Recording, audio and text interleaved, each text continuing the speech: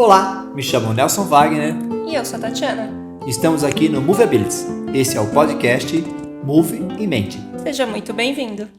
A ideia desse podcast é sempre falar sobre movimento, tanto a parte teórica quanto a parte prática, e as questões que estão ao redor desse conceito.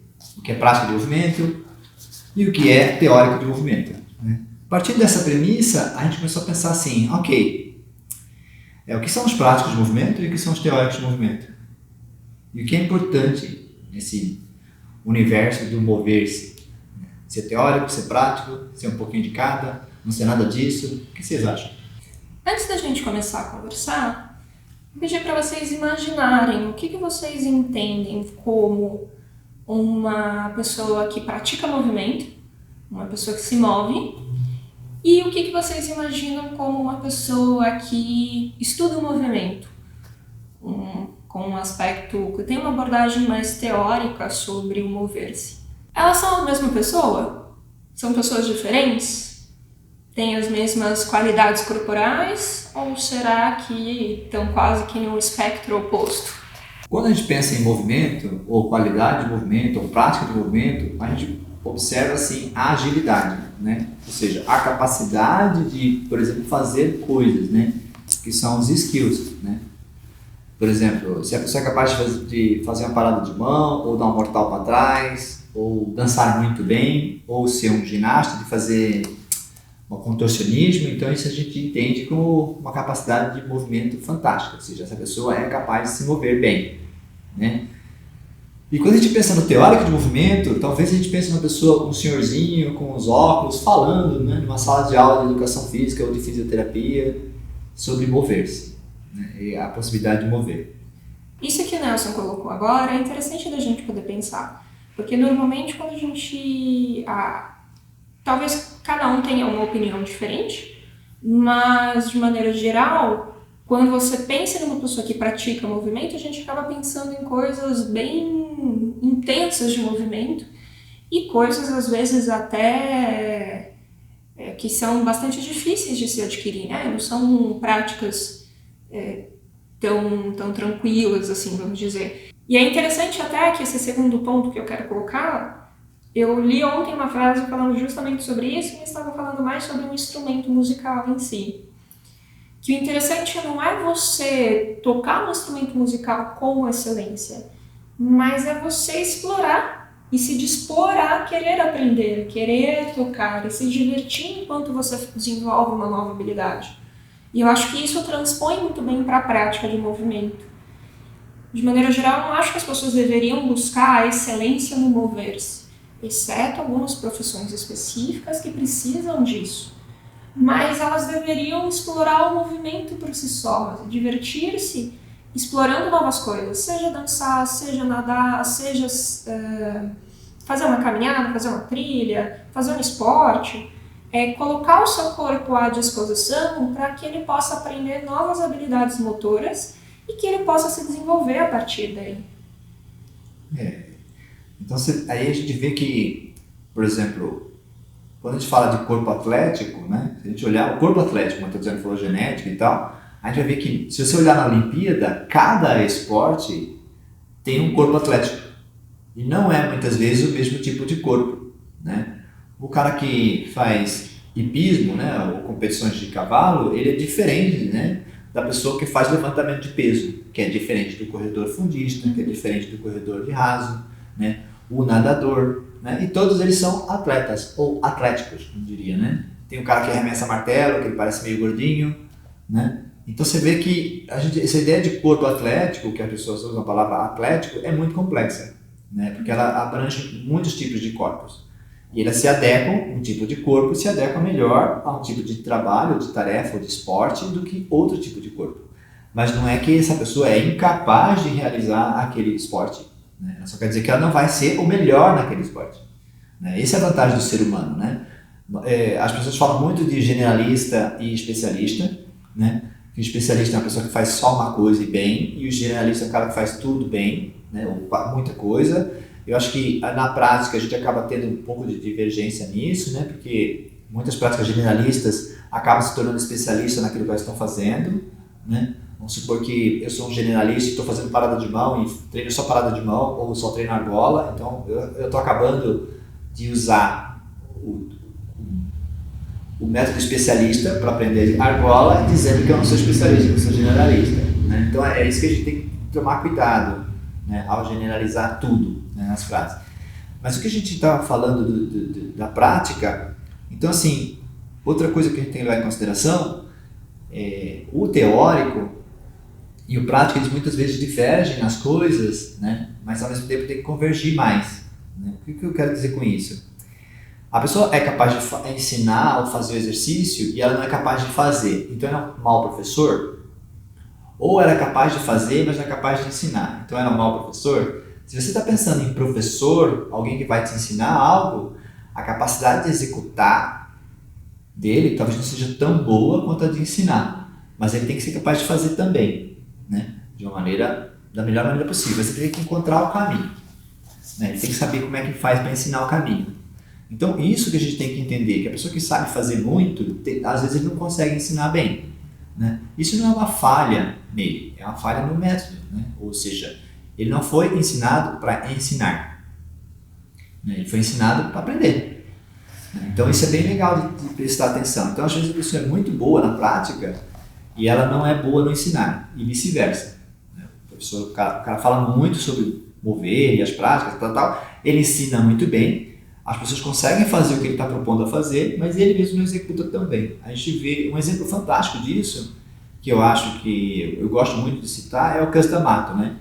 O Cus D'Amato formou 3 campeões de boxe, mas ele não lutava boxe, né? Então ele mostra que não saber lutar boxe, ou seja, não ser um campeão de boxe, não quer dizer que você não é capaz de formar um campeão de boxe. Desde que você entenda o material humano, a prática, o ensino e tal. Então ele é um teórico muito bom que fazia para a prática.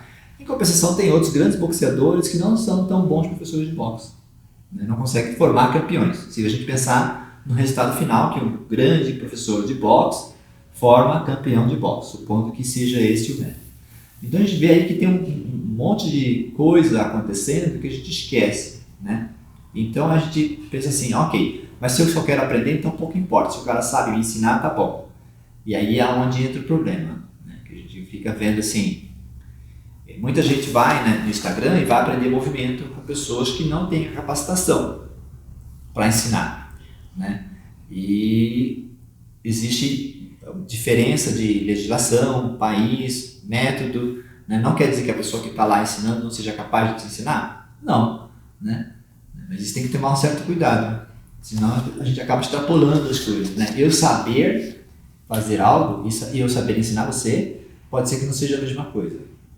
Então esse é um cuidado que a gente tem que ter. Que o Nelson estava trazendo sobre essa coisa do boxeador, né? Então que ele em si não era um bom prático, mas era um bom teórico e conseguia formar bons práticos. Eu acho que isso é uma reflexão importante da gente pensar. O que a gente quer alcançar com a nossa prática de movimento? É para nós? É para ser ensinado? E se é para ser ensinado, existe um método a ser ensinado? Porque tem muitas práticas de movimento, e isso vindo da arte marcial é mais fácil de perceber, que vem de uma organização um pouco mais militar.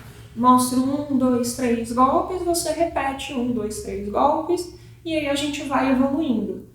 Isso é um tipo de método de ensinar. Não é o melhor, não é o mais eficiente, mas é um muito comum que até hoje as pessoas reproduzem.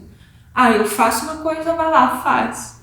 E se a pessoa não souber, se a pessoa não tiver corpo para fazer, se a pessoa não conseguir, como que a gente ajuda então a pessoa a desenvolver aquilo? A desenvolver aquelas habilidades que elas precisam. E uma das coisas que mais me chamou a atenção quando eu conheci o Nelson foi essa capacidade dele. Acho que talvez até um pouco de presunção da minha parte, mas acho que você realmente é a melhor pessoa que eu conheço em relação à evolução de exercício ou a... não desevolução, como é que eu falo? Regressão, obrigada. Ou a regressão. Então, se você percebe que a pessoa está fácil para executar, você consegue evoluir muito bem. Mas se você faz uma proposta de movimento, a pessoa não tem a capacidade, ou ela não sabe encontrar o caminho no corpo dela, você consegue fazer uma regressão, criar caminhos, e aí a pessoa está fazendo. A gente tem relatos de pessoas, nossa, eu fiquei não sei quantos anos treinando para fazer determinada postura, movimento, não sei o que lá. Em 1 ou 2 aulas eu consegui. Por quê? O método de ensinar estava errado. Não havia evolução, não havia regressão. E nesse sentido, acho que falta muito, quando você vem de uma prática que teoricamente tem essa repetição um pouco mais militar, vamos dizer assim, você não tem a capacidade de perceber a deficiência da pessoa e ajudar com que ela encontre aquilo. Particularmente, eu acho que quando você chega num nível de prática muito excepcional, quando você está num nível de prática onde você tem muitos anos de bagagem e de experimentação, eu acho que você conhece caminhos no seu corpo que você pode tentar levar outra pessoa a conhecer esses caminhos também. Então, eu já vi pessoas com práticas que têm uma boa bagagem de prática conseguir fazer isso. Olha, experimenta por aqui, tenta fazer isso aqui. E aí a pessoa consegue desenvolver. Mas será que uma pessoa teórica que pode ter um olhar para as deficiências que uma pessoa pode estar apresentando para fazer um determinado movimento, não seria mais interessante porque consegue de uma maneira mais rápida orientar, mesmo que ela não tenha o caminho criado no próprio corpo? Então, é isso que é legal, porque você, por exemplo, o empirismo, né? Essa é a discussão do empirismo e ciência, né? A prática empírica, ou seja, aquela que eu faço e vou tornando isso verdade por meio racional, ou seja, eu fiz, achei o método de fazer, criei uma melhor resposta e executo, aí eu consigo ensinar. É um jeito. E não vamos discutir a eficiência do empirismo, porque ele é bom, né? Mas a vantagem do coletivismo, da ciência, é que você não precisa passar por todas as experiências para poder ensinar, né? Então aí vem a academia, né? A academia, nem todo mundo fez de tudo, mas eles tentam ser guardiões do conhecimento e passar as melhores práticas, né, para as pessoas, né, embasado em teoria, né? Ou seja, por que aquilo funciona e por que funciona daquela maneira e como é a melhor maneira de ensinar. Então esse é o método acadêmico, né? E é testado em que a gente chama de perene, né? Ou seja, a gente consegue sempre reproduzir, né? Ou seja, se 10 pessoas fizerem aquilo, as 10 vão ter mais ou menos o mesmo resultado, né? Então não é mais empírico, que uma pessoa faz, outra pessoa faz de outro jeito e aí todo mundo vai chegando a uma conclusão. Não é que a gente exclui o empirismo, né?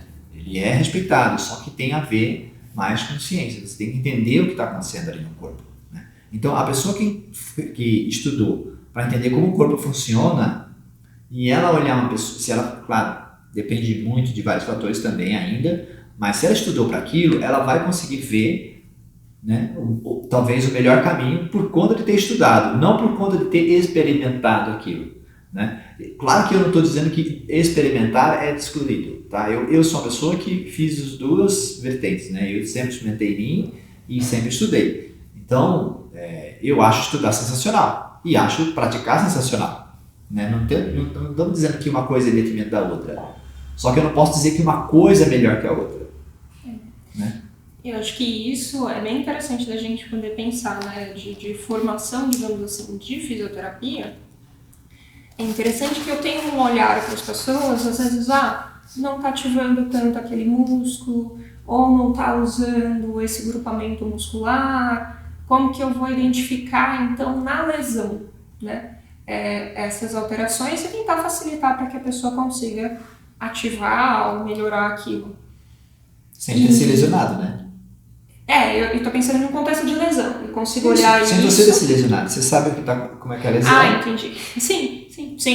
Sem eu ter me lesionado, eu sei olhar para o outro e identificar no corpo dele o que poderia ser melhorado para prevenir aquela lesão de continuar.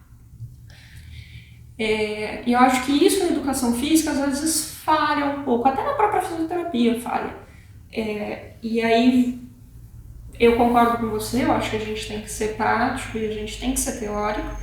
Eu acho que quando as duas coisas andam de mão dadas, em paralelo, é sensacional. Acho que não dá para ser prático o tempo todo, assim como não dá para ser teórico o tempo todo.